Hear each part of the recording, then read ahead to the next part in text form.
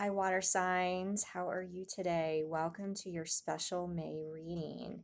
If you guys have not watched either of the other two videos I recorded previously, we are doing a special in-depth reading this month. I wanted to do something a little bit different just because the energy has been so crazy lately. We had Pluto go retrograde. I think it was on the 24th or 25th, just a few days ago. That what's coming through for me and many others is it's bringing forth a lot of shadows, a lot of karmic cycles, stuck emotional patterns, things that are really coming back and slapping a lot of people in the face. You know, I've had a lot of people that I know just have injuries happen right now, accidents, things like that, the purpose, seems to be pretty clear that it's to wake them up from a toxic pattern and that this is not the path they're supposed to be going on. So that's the kind of stuff that's going on right now. And what I'm hoping to help you with is to kind of, again, it's a general reading, but many of us, just as human beings, not just in the water sign collective or fire sign collective or whatever, signs you identify with, everybody has a lot of these same triggers and wounds and patterns and just things that they need to heal and end once and for all. So I would encourage you to check out some of the other videos. Certainly if this one does not resonate, but even if it does, you might find that the fire sign video also touches some spots and things that you might want to look into. I would encourage you, if you've not done so already, to look at the link below that guides you. I think it's Cafe Astrology. It's a free website. You can pull up, an in-depth natal chart that will show you where all of the planets fall within your chart. So you might have a Scorpio sun sign, but you might have 5 planets, in Taurus. And so then you would want to obviously look at the Earth video because that might resonate for you more. Now, if this video is resonating for you, that's wonderful. You might want to consider going to Vimeo and purchasing the extended version for $7.77. What we're going to do here right now is I'm going to pull a spread from the Light Seer Tarot. We're going to look at the theme, the shadow, whatever this is, this pattern that Spirit wants water signs to focus on.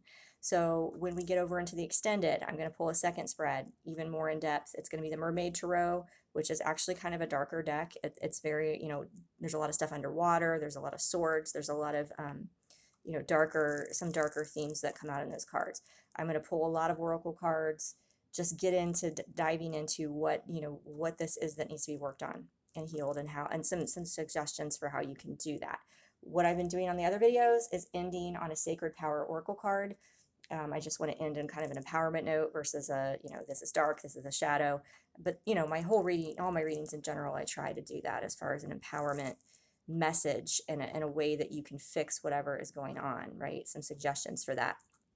Now, I did have somebody, a client, report to me recently. He was having issues getting the videos to come up on Vimeo. I've had other people purchase the extended. So I'm not sure if it was an issue on his end or my end, but please let me know if that's a problem.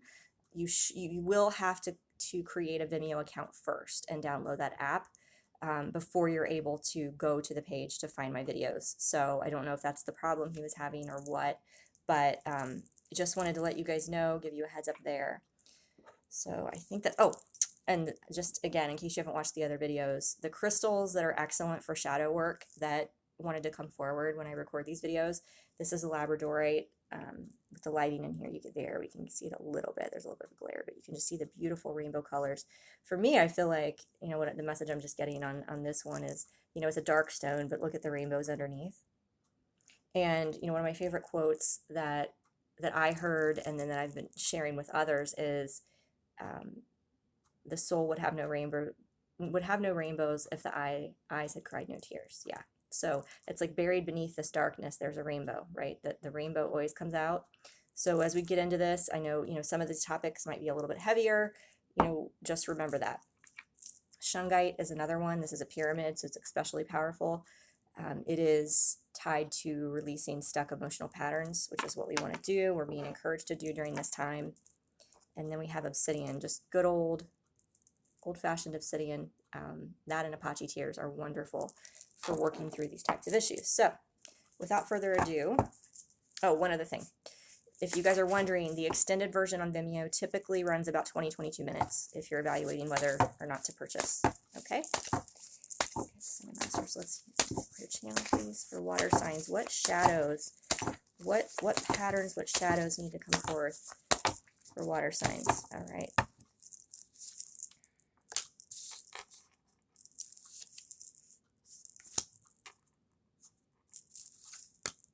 I am not surprised. Just like all these other ones, the other two readings I've done thus far, my goodness, you guys are getting a lot of the major arcana just because that's how powerful this energy is. Excuse me. It's just, wow.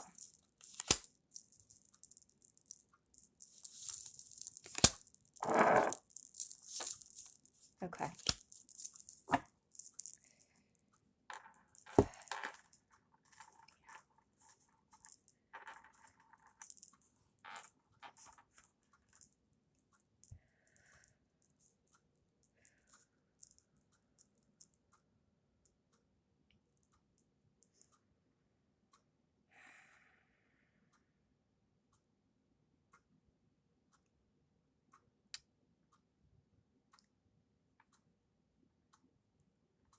I think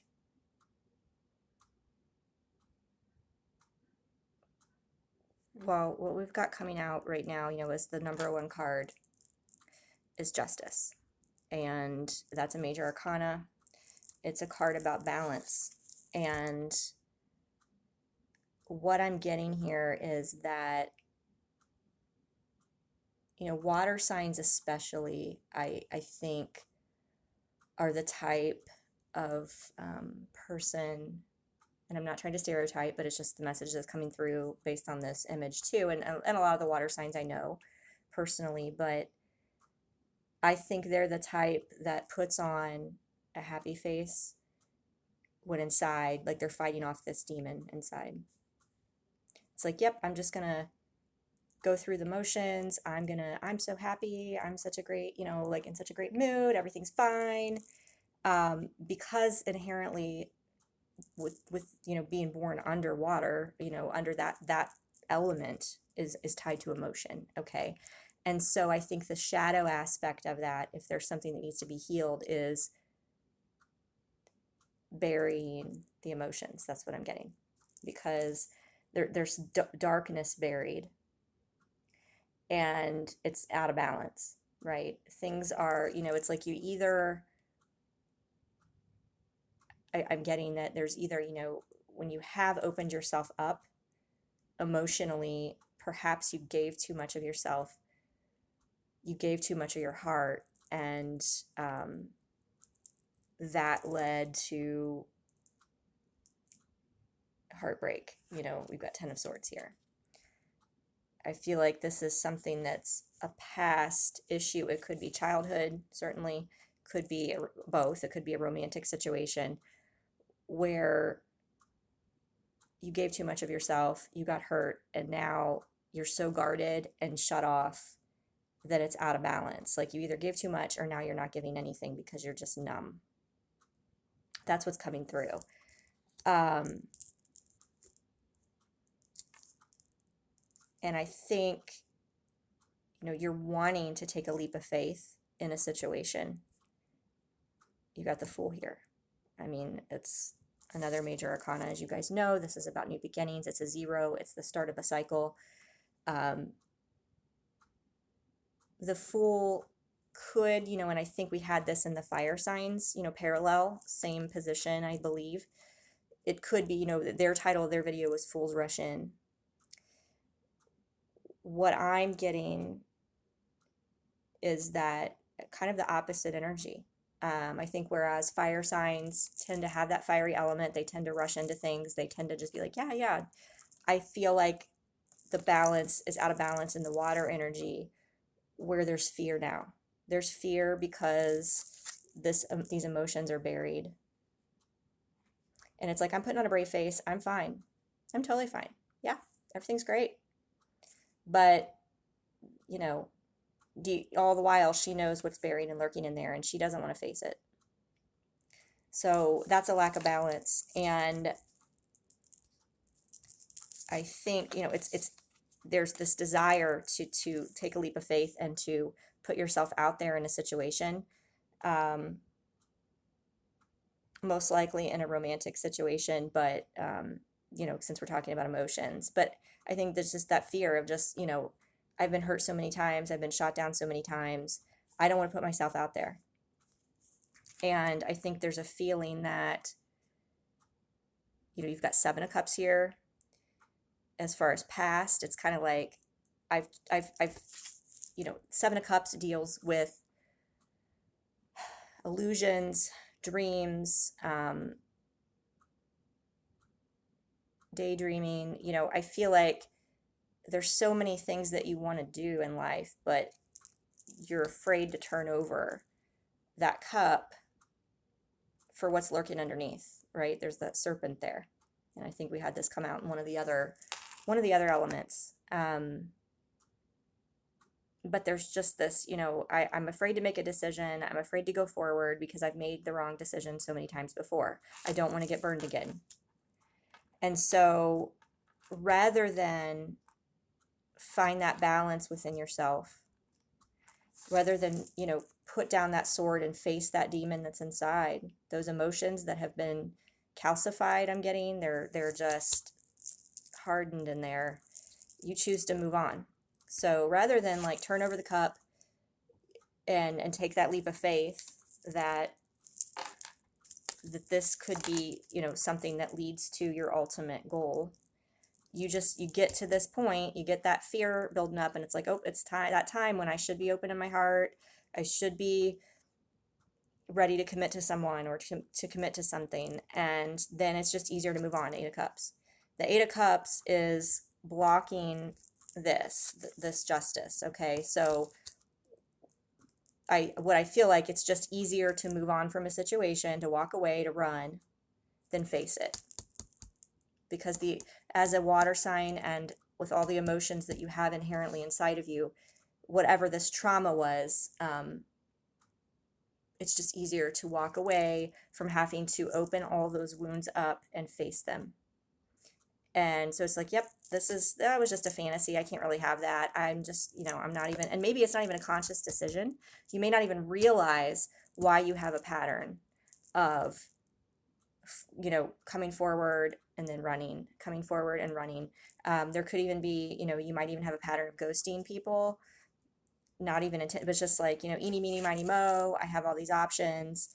Today I'm going to connect with this person, and we're going to talk for, a couple weeks and hang out. And then I'm going to move on to someone else. And then I'm going to move to someone else. And you just keep rotating this as this little fantasy world, and not, settling on anything solid, because you'd rather do that than not face, than to not open that Pandora's box of what's inside. So that's what's coming through. What needs to happen? What Spirit's saying, the goal here, which I think is pretty evident and obvious, and beautiful actually, because, Scorpio is a water sign. But we have the Death card, death, rebirth. Here it's rebirth.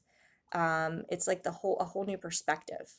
It's like once you clear out, and it's all about balance. Again, you're never going to eliminate or eradicate your ego. You're never going to eradicate the darkness. We all have ego. It's necessary part of being a human. But if it's out of balance, you want to be shining. You don't want to be, see how she's just kind of like, yeah, it's the fake smile. You want to shine. And the Death card, I believe, is also tied to Scorpio season. What I forgot to mention in the intro with this Pluto retrograde is that it is, what we've been asked to do is look back at our lives in October of last year, which I know for me was crazy tumultuous time. Definitely a death of my former existence in phases. But that was my time where, I alluded earlier, people are having accidents, people are getting like painful wake-up calls, physical injuries, not life-threatening in most cases. I mean, it's, but it's something that's like more than a oh, I stubbed my toe. It's a painful thing, and it's meant to wake you up. That happened to me in October. If you did not go through that process in October, or if you did and you did not listen, and you did not start making the changes in your life you needed to make, then that type of thing, and I'm not trying to scare anybody or, put fear out there. I'm just saying, if something like that is happening in your life, it's meant to be a wake-up call that whatever you're doing, whatever cycle you're in, whatever you're doing is not working for you, and it needs to die. It needs to end. And what I'm getting is, once that happens, once you acknowledge these buried emotions, once you face these wounds, things are just going to move forward so fast. Um, it's crazy, because you've got the Ace of Wands here, passionate new beginning. Quick wands are fast energy, probably the fastest energy because they're fire. Okay. You've got it leading right into the Ace of Cups, which is the Holy Grail, the love, the new beginning in love. So I feel like, if you're in a twin flame dynamic, that could be the impetus, for bringing this back, is if there's some sort of emotional imbalance, something that even maybe you thought you had faced and purged and healed. What I would suggest is, whatever you think maybe your biggest trigger is, if it was a divorce, if it was a childhood abandonment issue, something like that, and you're like, oh, I've worked past it. For me, the biggest test, sit down, you maybe write a letter to the person again and see, if tears start flowing, you got some more stuff in there. Maybe listen to a song. If there's a song that used to trigger you when you were going through that breakup or whatever it was, listen to that song again. Does it make you cry? Does it have an effect? That's a way to tell you, things need to come out. That allows, once you do this, I think there's a balance of having the emotional heart opening and the boundaries. Because remember, I was saying earlier with justice that maybe you used to rush in too quickly and give too much love, right? Which is not healthy either. Closing off your heart is not healthy either. So, once you get this, the love comes in once you balance the Queen of Cups energy, which is the heart opening, just all encompassing love energy, with the Queen of Swords. You've got to have a balance of both. You've got to unlock your heart. Don't have that. See how she's got that sword over her heart? It's like, nope, I'm not feeling that. It's not coming up. I'm not feeling anything. Nope. They'd rather move on. Or if you're a cross watcher, this could be applicable to you if you're watching for a water sign person in your life. But they just move on and just keep doing these, repeating these patterns, because they don't face the pain that's inside. But once that happens, that's the only way that they're going to get led to, the possibility of a harmonious romantic relationship. Okay, is this balance of this Queen of Swords and Queen of Cups energy. And the beautiful thing here is the outcome. The outcome is the Hierophant. That is a spiritual union card for me. It's another major arcana.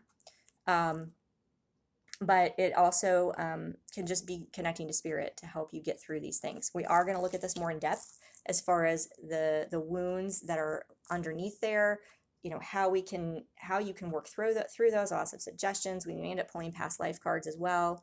But what spirit wants me to show you is, you are the magician here. You've got to dip into that well. You've got to dip into that well and not be afraid of it. And once you do that, Ace of Pentacles, you've got 3 aces here, water signs. I mean, you have so much love to give. What I'm hearing, you have so much love to give, that the universe is like, this is just a tragedy, a travesty, a tragedy, whatever you want to say, that your heart's closed off.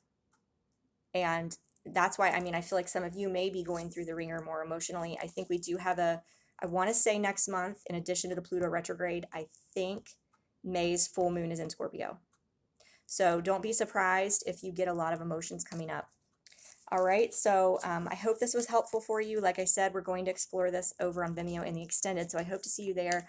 Either way, I hope you have a beautiful month. Take care.